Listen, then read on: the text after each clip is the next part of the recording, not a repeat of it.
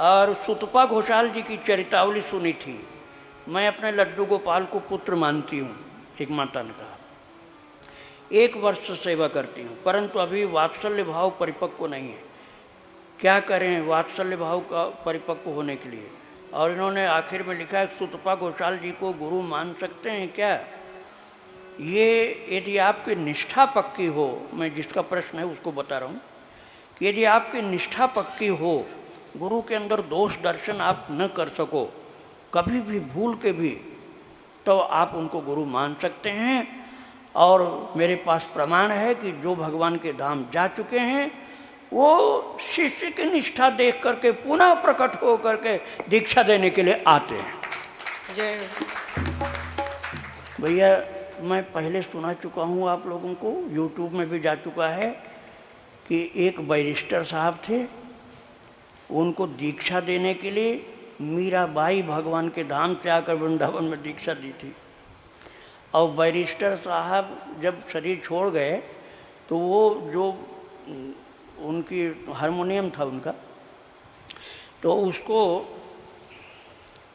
Harmonium को एक माता बजाती थी, तो भगवान आके बजाने लग जाते थे। जब वो ध्यान भजन करे, जब करे तो भगवान बजाने लगे। तो वो कहती थी कि अब तुम ये सब बजाओगे तो मैं ध्यान कैसे करूँगी, और भगवान हारमोनियम बजा रहे हैं। और मैंने उसमें यूट्यूब में सुनाया था कि किसी को पता चले तो हारमोनियम का दर्शन मुझे करना, वृंदावन में है। लेकिन मैंने वो बात आज तक नहीं बताई, अब मैं बता रहा हूँ, किंतु कहाँ है ये नहीं बताऊँगा। तो हारमोनियम का दर्शन मुझे मिला। मैं कई साल पहले विद्यापीठ चौराहे पर फल की दुकान पर खड़ा था, मेरे साथ एक व्यक्ति और थे, अखिलेश थे। तो एक माता का रिक्शा आकर के रुका, वो प्रणाम किया। हमने कहा क्या माता जी प्रणाम।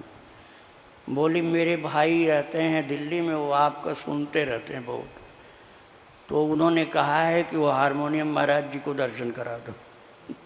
तो हमने कहा क्या आपके पास है? बोले वहाँ वो बैरिस्टर साहब का हारमोनियम जिसको कन्हैया बजाया करते थे, और महाराज वो हारमोनियम रखा है वो।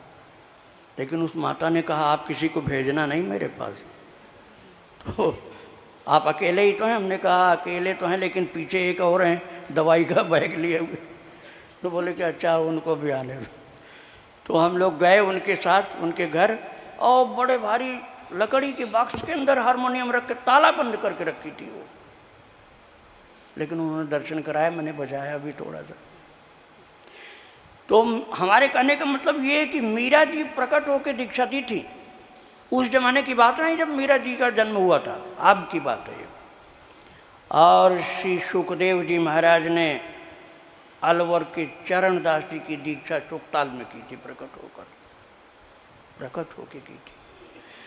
तो ये सुतपा घोषाल की बात के माता ने पूछा है कि क्या मैं उनको गुरु मान सकती हूँ? तो मैंने ये कहा कि यदि आपकी निष्ठा बहुत ऊंची होगी तो ये जैसे श्री कबीरदास जी दर्शन दिए थे, और दर्शन दे करके उन्होंने कहा था कि उनसे पूछा था हित हरिवंश जी के शिष्य ने कि आप, उन्होंने कह दिया था कि कबीरदास जी महाराज निर्गुणिया थे, ऐसे कह दिया था। तो फिर उनका ध्यान पूजन सब छूट गया था। तो हित हरिवंश ने कहा तुमने कबीरदास जी की बुराई की, संत अपराध हुआ, महद अपराध हुआ, कबीरदास जी से माफ़ी मांगो, जमुना जी पे जाकर उनका नाम जप करो, भक्त का नाम, जग जप राम राम जप जय, जग जप राम। दुनिया तो राम का नाम जपती है और राम जी भारत का नाम जपते हैं। तो कबीरदास जी का नाम जपते जपते महाराज दर्शन मिला था। तो आज भी गोपी प्रकट हो सकती हैं, गोपी भी दीक्षा दे सकती हैं, मीरा जी आ सकती हैं, कोई महापुरुष आ सकते हैं, उसमें मैं कुछ आपको नहीं मना करूँगा। जहाँ आपकी श्रद्धा हो दीक्षा वहीं लेनी चाहिए, देखा देखी नहीं करना चाहिए। ये सब प्रश्न हो गए। वृंदावन बिहारी लाल की जय, राधा रानी की जय।